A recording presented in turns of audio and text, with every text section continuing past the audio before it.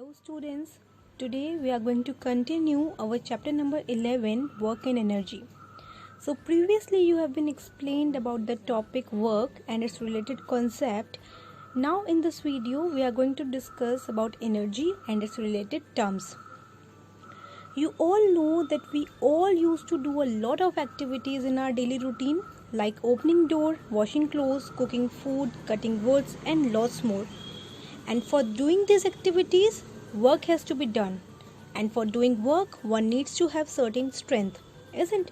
हम डेली अपनी लाइफ में काफ़ी सारी एक्टिविटीज़ करते रहते हैं, जैसे कि कटिंग ऑफ वुड्स या कुकिंग फूड, है ना. जैसे कि यहाँ आपको दिख रहा है इस वीडियो में, the person is cutting this log of would and this person is welding a piece of iron.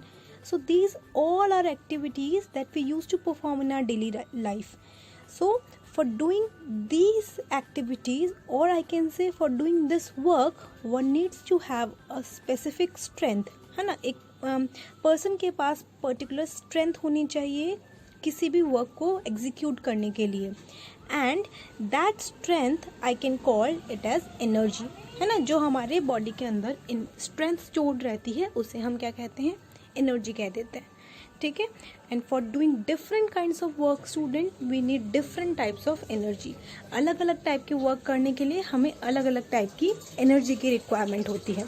ठीक है. लाइक एग्जाम्पल से हम इसे समझेंगे. For doing muscular work we need muscular energy. Like अगर आप साइकिलिंग कर रहे हैं दैट मीन्स आप पेडलिंग कर रहे हैं, एंड पेडलिंग करते हुए हमारे मस्कुलर फोर्स, हमारी लेग्स एक्टिव रहती है तो हमारी मसल्स एक्टिव रहती है. तो इन दैट केस हम लोग क्या करते हैं, हमारी मस्कुलर एनर्जी को यूज करते हैं. नाउ नेक्स्ट है हम लोग का electrical work, and electrical work करने के लिए हम लोग इलेक्ट्रिकल एनर्जी का यूज करते हैं, है ना.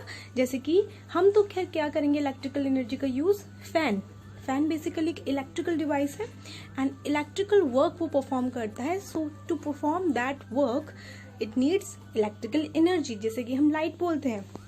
एंड मैकेनिकल वर्क की बात करें तो मैकेनिकल वर्क दोनों चीज़ें इंक्लूड करता है. आपका रेस्ट, अगर कोई ऑब्जेक्ट रेस्ट में है तब भी वो वर्क कर रहा है, ठीक है. एंड कोई बॉडी अगर हम लोग की मोशन में है तब भी वो वर्क कर रही है. सो इन दैट केस जो मैकेनिकल वर्क होता है उसके लिए हम लोग को मैकेनिकल एनर्जी की रिक्वायरमेंट होती है.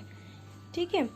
चलिए अब हम लोग एनर्जी को अच्छे से डिफाइन कर सकते हैं. That what is energy. Energy is the ability to do work.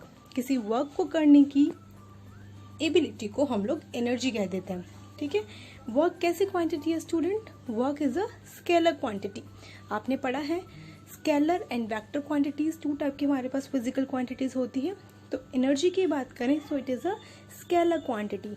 That means energy has only magnitude.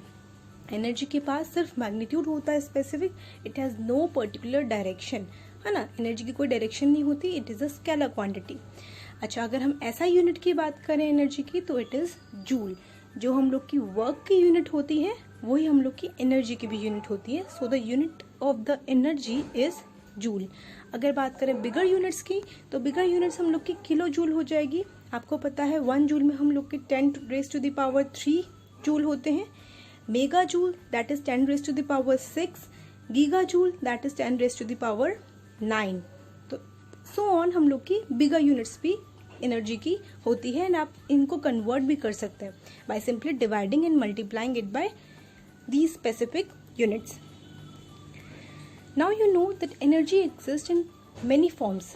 आपकी एनर्जी बहुत फॉर्म्स में अवेलेबल होती है, एग्जिस्ट करती है. लाइक आप देख सकते हैं thermal energy, the energy related to the heat is called thermal energy. Electromagnetic energy, जिसमें कि हम लोग इलेक्ट्रोमैग्नेटिक वेव्स की बात करते हैं, जैसे कि हम लोग की लाइट एनर्जी हो गई या रेडियो वेव्स हो गई तो हम लोग की इलेक्ट्रिक मैग्नेटिक एनर्जीज में आ जाता है. नेक्स्ट है इलेक्ट्रिकल एनर्जी, लाइटनिंग जो हो गई हम लोग की, जिसे हम लोग बिजली भी बोलते हैं, बिजली का गिरना, नेचुरल जो लाइटनिंग होती है, या हम लोग के घर में आने वाली पावर लाइन्स जो होती हैं, ये सब हम लोग की इलेक्ट्रिकल एनर्जी के अंदर आ जाती हैं. केमिकल एनर्जी, सबसे अच्छा एग्जांपल केमिकल एनर्जी का फूड है. तो food is basically a chemical. ठीक है. तो केमिकल एनर्जी हम लोग की फूड में होती है. न्यूक्लियर एनर्जी की बात करें तो sun is composed of nuclear fusion. हम लोग के सन के अंदर रिएक्शन चल रही है जिसे हम न्यूक्लियर फ्यूजन कहते हैं, न्यूक्लियर फ्यूजन कहते हैं, and that is called the nuclear energy. Similarly हम लोग के अर्थ के इनसाइड भी न्यूक्लियर फ्यूजन हो रहा है, तो वो भी हम लोग की न्यूक्लियर एनर्जी है. And the most important in our class that is called the mechanical energy. Mechanical energy की बात करें तो हम लोग की ये वो एनर्जी है जो कि मोशन में हो ऑब्जेक्ट या फिर रेस्ट में हो ऑब्जेक्ट, तो उन प्रॉपर्टीज़ की वजह से हम लोग के अंदर जो एनर्जी होती है उसे हम मैकेनिकल एनर्जी कह देते हैं। इसे अभी हम और ब्रीफ में एक्सप्लेन करेंगे इन द लेटर स्लाइड्स। सो बात करें अगर मैकेनिकल एनर्जी की, it is the energy possessed by a body due to its position. एक बॉडी के अंदर उसके पोजीशन की वजह से, या कह सकते हैं उसके मोशन में होने की वजह से जो एनर्जी होती है उसे हम मैकेनिकल एनर्जी कह देते हैं स्टूडेंट्स। जैसे कि आप अगर एक बुक टेबल पे रखी हुई है तो उसके अंदर एनर्जी है, that is a mechanical energy. या कोई अगर ऑब्जेक्ट हम लोग का मोशन में है, ठीक है, लाइक साइकिलिंग करते हुए एक जो साइकिलिस्ट है वो मोशन में है, या फिर चलता हुआ इंसान वॉकिंग मैन वो भी हम लोग का मोशन में है, तो उन सब के अंदर मैकेनिकल एनर्जी है। अब पोजीशन के अकॉर्डिंग दैट मीन्स अगर कोई ऑब्जेक्ट रेस्ट में है तो भी उसके अंदर एनर्जी है, कोई ऑब्जेक्ट अगर मोशन में है तो भी उसके अंदर मैकेनिकल एनर्जी है। तो हमने क्या किया है, मैकेनिकल एनर्जी को ब्रॉडली क्लासिफाइड किया है इनटू द 2 डिफरेंट एनर्जीज, जिसे कह रहे हैं हम लोग potential energy and kinetic energy. They both are the mechanical energy. देखेंगे हम लोग टाइप्स ऑफ मैकेनिकल एनर्जी में potential and kinetic. As I have told you, तो किस ऑब्जेक्ट के अंदर कब पोटेंशियल एनर्जी होती है students? When it is on the rest. An object possess a potential energy when it is in rest. Object के अंदर पोटेंशियल एनर्जी तब होती है जब वो रेस्ट में होता है। Similarly an object possess kinetic energy when it is in motion. समझेंगे स्टूडेंट इसको हम लोग अपने एग्जाम्पल के थ्रू। जैसे कि आपके पास एक बलून है, balloon is filled with the air, और फिर हमने क्या किया, अभी हम लोग के पास जो बलून के पास जो एनर्जी है वो उसकी पोटेंशियल एनर्जी है, बिकॉज ये बलून अभी रेस्ट में है। सो रेस्ट में होने की वजह से जो एनर्जी हम लोग की बलून के अंदर है उसे हम पोटेंशियल एनर्जी कह देते हैं। Like if I am standing in a place then I will possess the energy and that energy is the potential energy. And if I started moving then I will possess the kinetic energy. Similarly अगर आप यहाँ से इस balloon को छोड़ देते हैं या खोल देते हैं तो अपने आप से हम लोग का जो बलून होता है वो मोशन में आ जाता है ना। तो हम लोग की पोटेंशियल एनर्जी किस में कन्वर्ट हो जाती है? मोशन में आने की वजह से वो काइनेटिक एनर्जी में कन्वर्ट हो जाती है। तो बेसिकली एक ऑब्जेक्ट के अंदर अगर वो रेस्ट में है तो पोटेंशियल एनर्जी होती है, अगर वही ऑब्जेक्ट मोशन में आ जाएगा तो उसके अंदर काइनेटिक एनर्जी आ जाएगी। सो बेसिकली हमें क्या समझ में आ रहा है, पोटेंशियल एनर्जी तो वो एनर्जी हो गई बॉडी के अंदर by virtue of its position, या कह सकते हैं बाय वर्च्यू ऑफ रेस्ट। ठीक है, it is the energy possessed by the body by virtue of its position. जैसे कि ये बुक है हम लोग की, और ये बुक के अंदर जो एनर्जी स्टोर्ड है वो कौन सी एनर्जी है? पोटेंशियल एनर्जी है।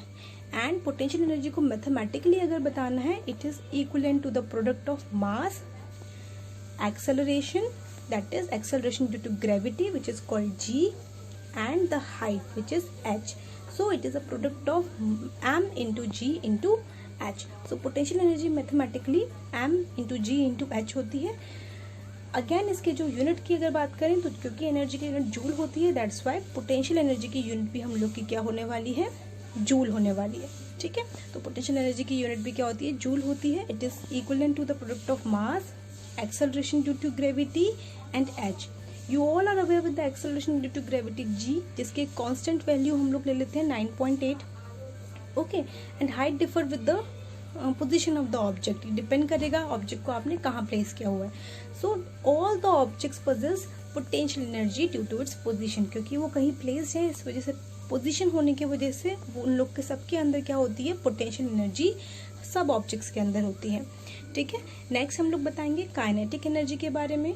So the kinetic energy possessed by a body by virtue of its motion. Motion की वजह से, दैट मीन्स अगर वो मूवमेंट में है तो जो एनर्जी बॉडी के अंदर पोजेस रहती है या पोजेस करती है कोई बॉडी, तो उसे हम काइनेटिक एनर्जी कह देते हैं।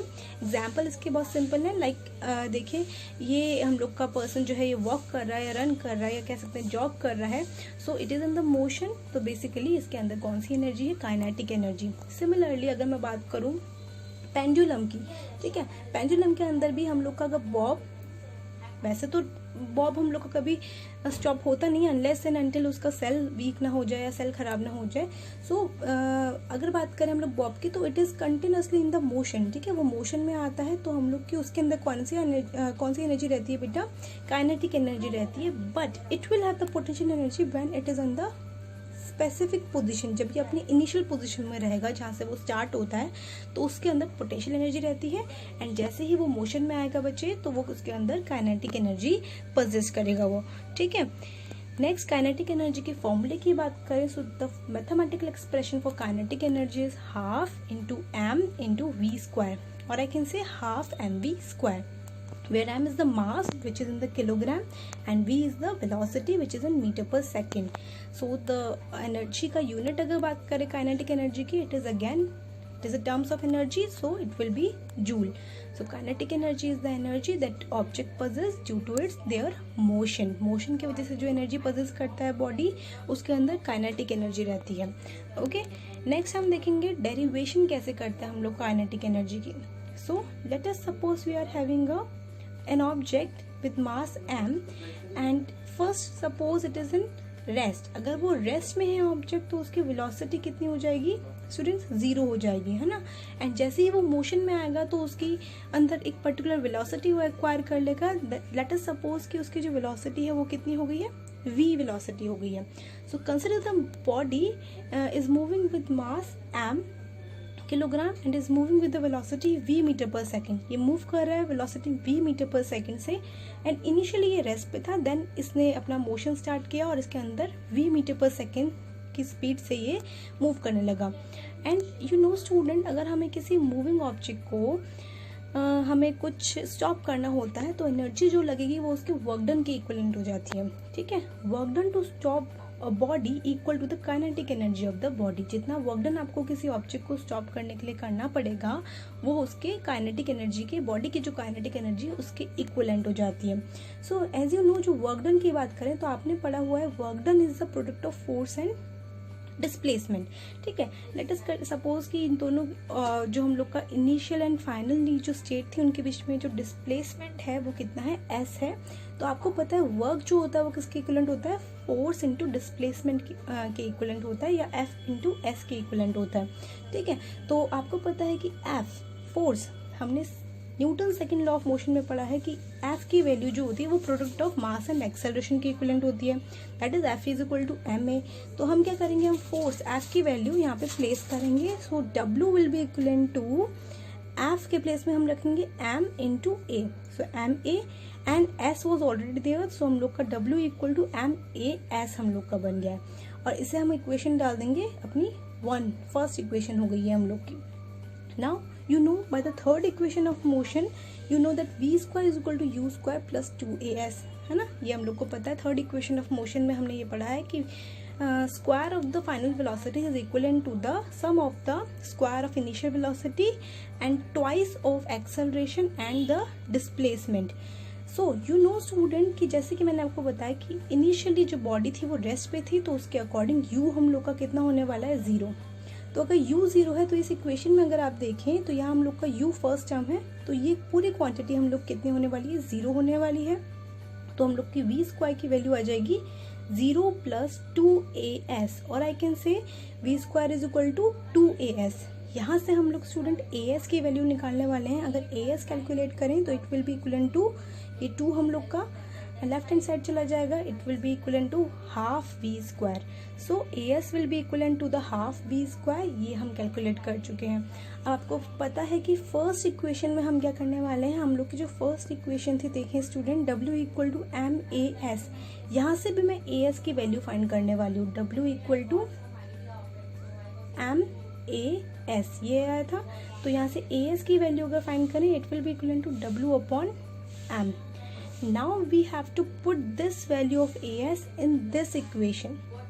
पुट कीजिए इसकी जगह, तो हम लोग को क्या मिलेगा, देखिए हम लोग का है as की वैल्यू w अपॉन m, तो हम लोग w अपॉन m रख देंगे as के प्लेस में, and half into v square हम लोग को ऑलरेडी राइट हैंड साइड में है। अब हम क्या करेंगे, इस m को क्रॉस मल्टीप्लाई करके on the right hand side ले जा लेंगे। So it will be equal to w is equal to half m v square. And जैसे कि आपको बताया था जो वर्क डन होगा किसके इक्विवेलेंट होगा, काइनेटिक एनर्जी के, है ना। जैसे कि आपको मैंने स्टार्टिंग में बताया था कि बॉडी को स्टॉप करने के लिए जो वर्क डन करना पड़ रहा है वो उसकी काइनेटिक एनर्जी के इक्विवेलेंट हो जाता है। तो W will be equivalent to the kinetic energy, hence we will get kinetic energy will be equivalent to half mv²। तो ये हम लोग की डेरिवेशन होगी स्टूडेंट्स काइनेटिक एनर्जी की। And in this video this is sufficient. आपने kinetic energy पढ़ा, आपने पोटेंशियल एनर्जी पढ़ा, आपने एनर्जी के बारे में डिस्कस किया, ठीक है। और हम लोगों ने फॉर्म्स ऑफ एनर्जी भी रीड किया है। अब इस चैप्टर को हम आगे कंटिन्यू करेंगे। Till then that's all for today student, thank you so much.